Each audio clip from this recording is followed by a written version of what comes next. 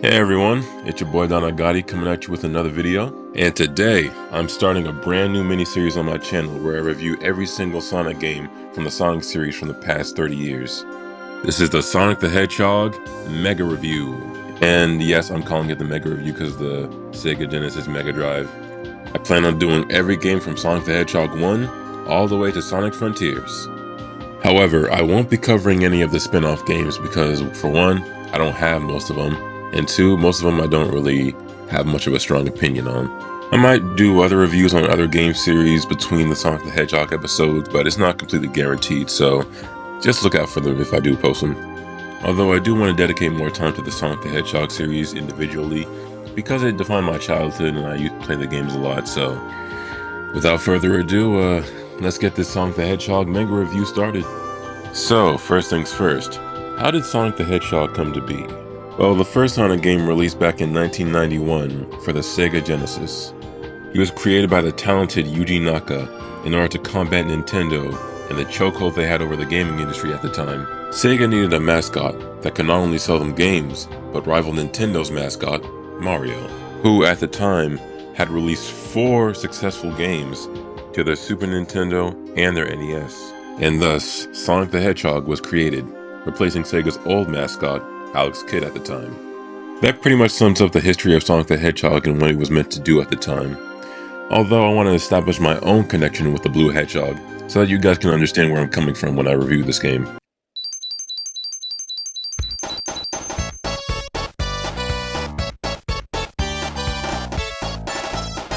It was around the year 2010 when I played my first Sonic game. That game was Sonic the Hedgehog 2 on my sister's Xbox 360. Now looking back at it, I was really bad at the game. Like most people, I couldn't get past the second active chemical plant. Despite that, however, I played the game almost every single day after school, and I enjoyed every single second I played of it. After that, I became a massive Sonic fan.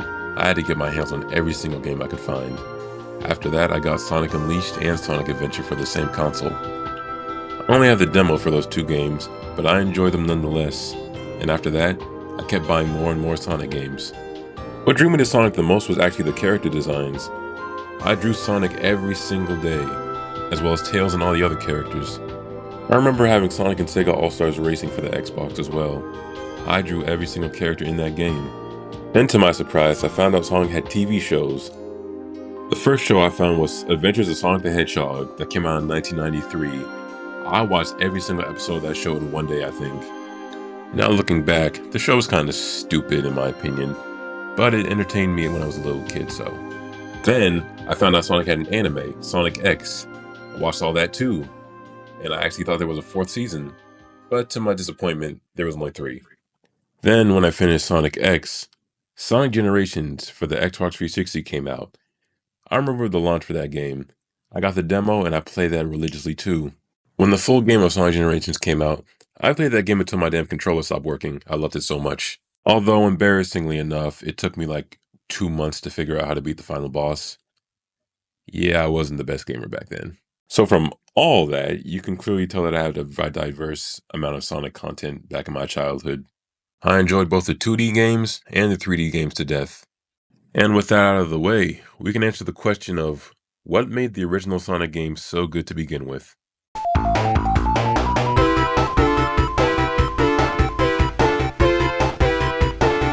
I guess we'll start off with the story of the first game. It's a lot more simple compared to the later entries in the Sonic the Hedgehog franchise. Dr. Eggman, the evil genius scientist, is up to no good once again. He invades South Island, turning all the woodland creatures into robotic slaves. Sonic the Hedgehog, who has a history of foiling the Doctor's plans, uses his super speed to save his animal friend and restore peace back to South Island. Yeah, the story of the first game is rather basic in comparison to the other games, but I'd actually say it's rather effective. Being complicated doesn't necessarily mean that the story is better, and Sonic's story in the first game is actually pretty good in my opinion. It's a story about environmentalism, which reminds me of the Studio Ghibli movies. In my opinion, the theming of Sonic is what makes him stand out compared to the others. Sonic isn't about saving a princess or fulfilling some kind of destiny. Sonic is about freedom, standing up for what you believe in. Sonic isn't the stereotypical hero types you see in comic books and media. And for as much as I hate the American characterization for Sonic, it really does represent his personality pretty well, especially in the early 90s. Although a bit extreme in some cases, Sonic was a free spirit that did whatever the hell he wanted at the time. And that really made Sonic stand out compared to the competition. Not only that, but Sonic's design is brilliant. It helps to complement his personality perfectly. Sonic was everything that Sega was trying to be in the early 90s. He was different, he stood out. Not only that, but his gameplay was like nothing the world had seen up to that point.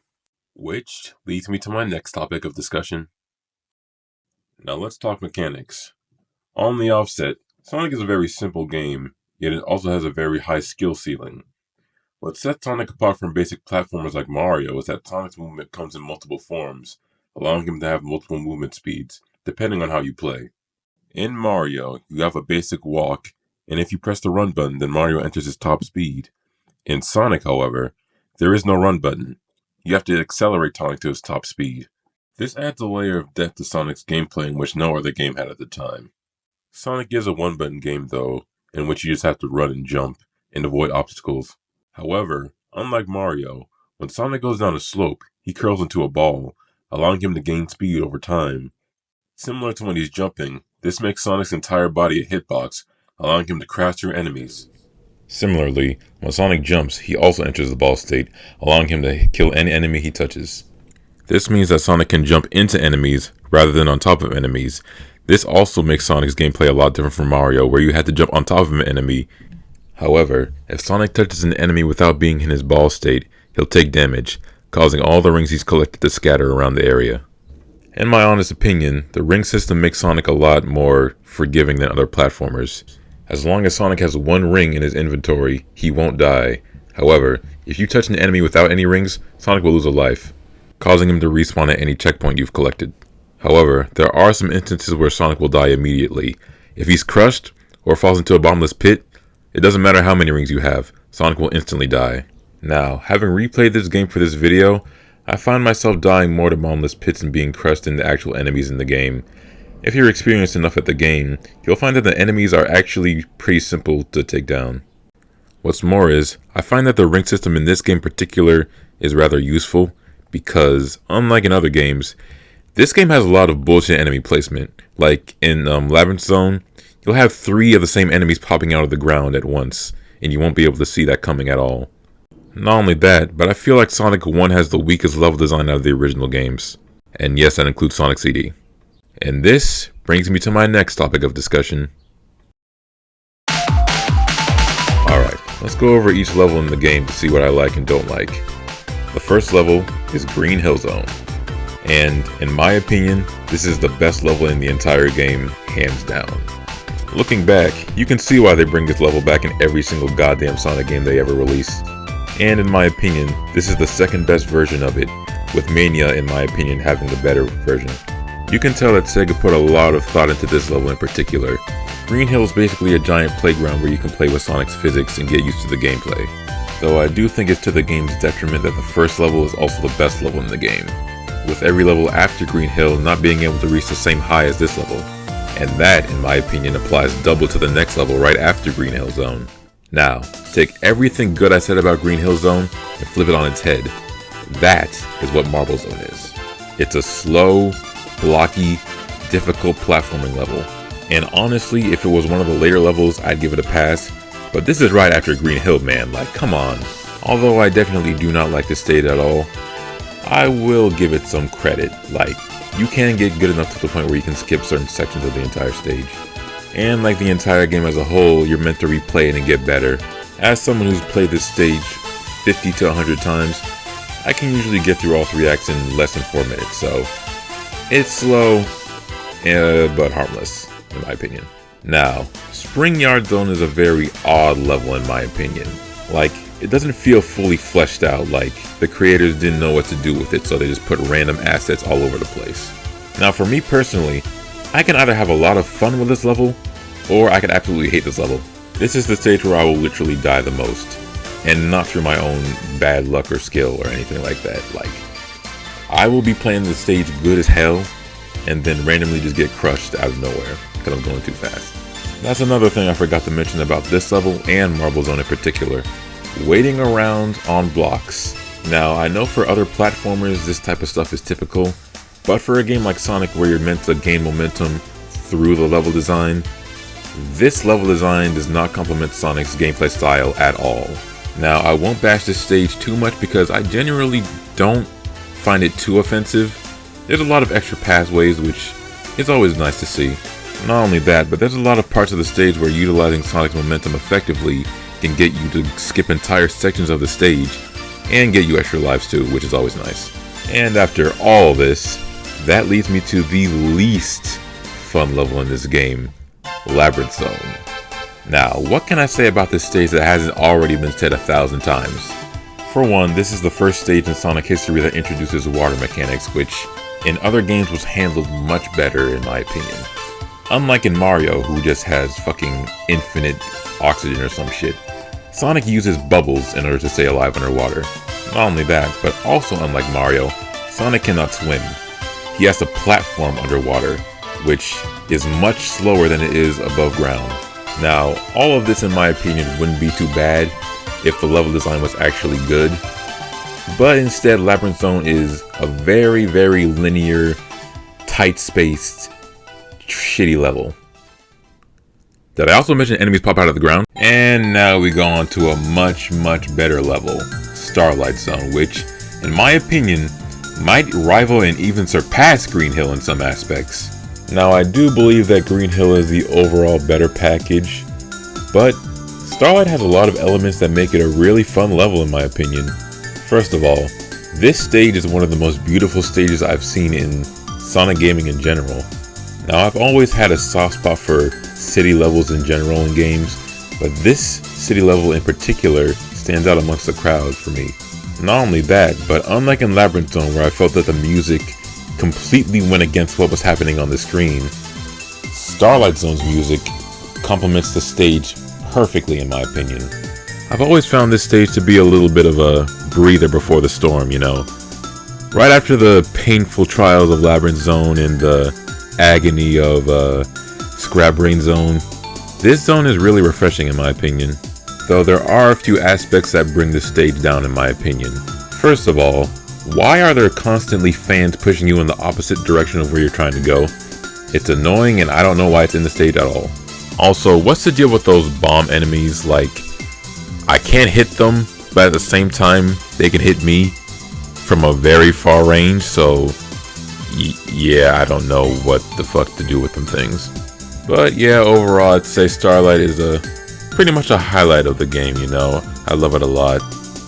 Though I can't say the same for the next level coming up. Now, Scrap Brain Zone is difficult in a way that no other level thus far is, in my opinion.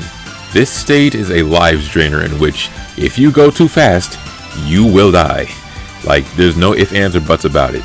Like, I can't even imagine when people back in 1991 were going through, because unlike us nowadays, they didn't have save states. If they died, they had to play the entire game all over again, and I can honestly feel for them, honestly, bro. Not only that, but this stage is littered with traps to where you could either get crushed or fall down bottomless pits, which means instant death. So, you better have been collecting them lives throughout the game. Though this stage is unfair in some regards, as a final level for Sonic 1, I'd say it's actually a pretty good challenge.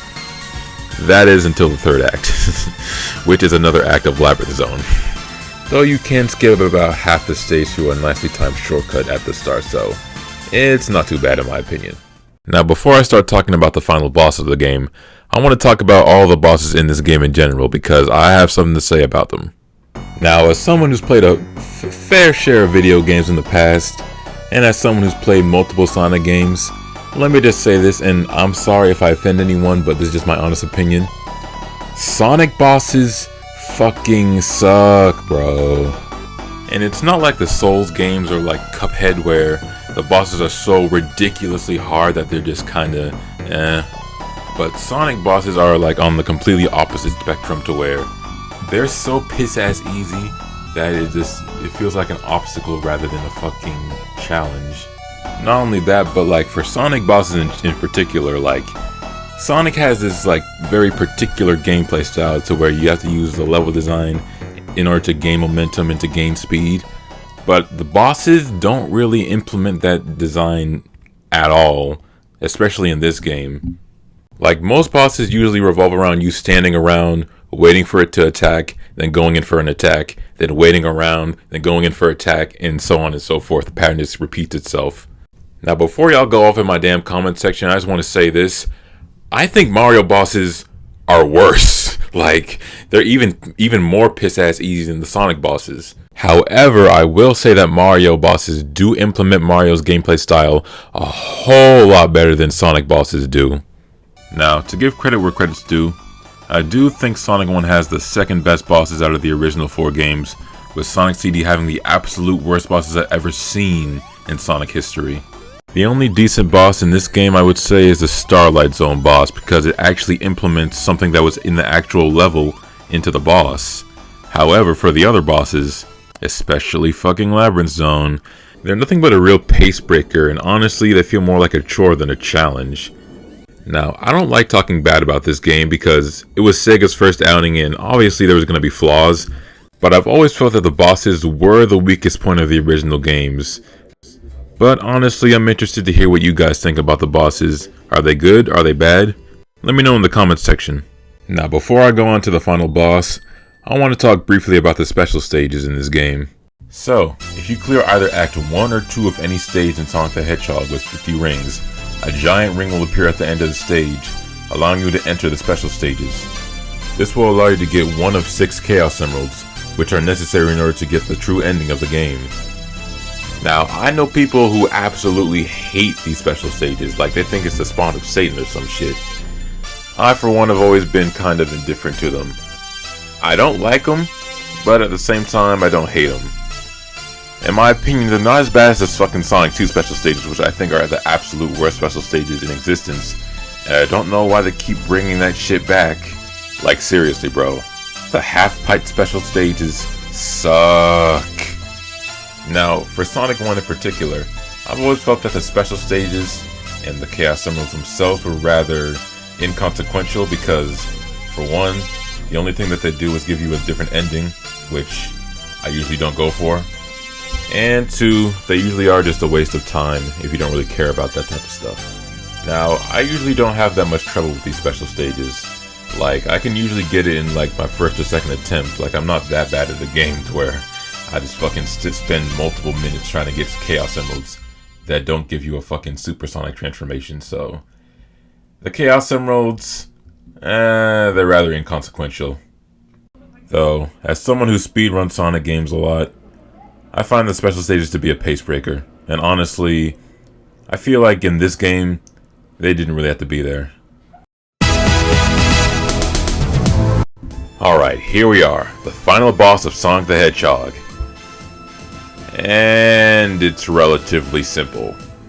Basically, you're in an enclosed room with 4 pillars that come down 2 at a time, and when the pillar with Eggman comes down, you have to hit it. However, between each phases, 4 giant balls of electricity come down and you have to dodge them. The main thing that makes this boss hard is the fact that you have no rings, and also, if any of these pillars come down on you, you die instantly. Now, from a first-time player's point of view, this boss will be absolutely terrifying. Like, any wrong move and you're instantly dead. Not only that, but if you get a game over right now, that means you have to play the entire game all over again in order to get a chance to even beat this boss. When you really think about it, that level of anxiety that you get from playing this boss will cause you to make more mistakes. Though, as a veteran Sonic the Hedgehog player, this boss ain't shit, honestly. For one, if you look closely, there's an entire section of the room to where, if you stand there, nothing will hit you. And as for dodging the electric balls, look closely. You can just walk right past them. Like, honestly, the key to fighting this boss is just to pay attention. Look at where Eggman is, pay attention to which pillars are coming down at which time, and just go for it. And once you've successfully memorized the patterns, you have just beaten Sonic the Hedgehog.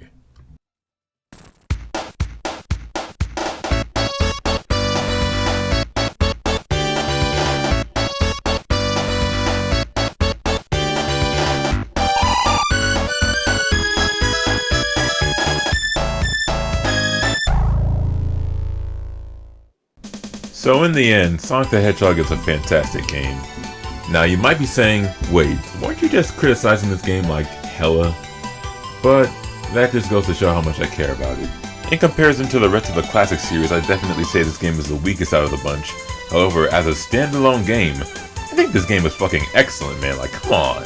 I'd much rather play this over and over again compared to a Mario or even a Donkey Kong.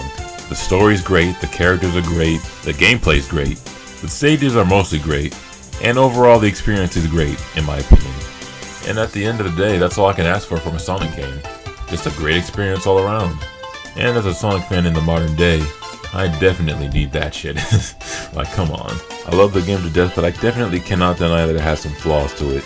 The speed caps, waiting around on blocks, the bosses, the special stages.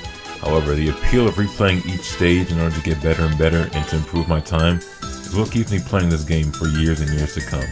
And that's why I can definitively say that I love Sonic the Hedgehog.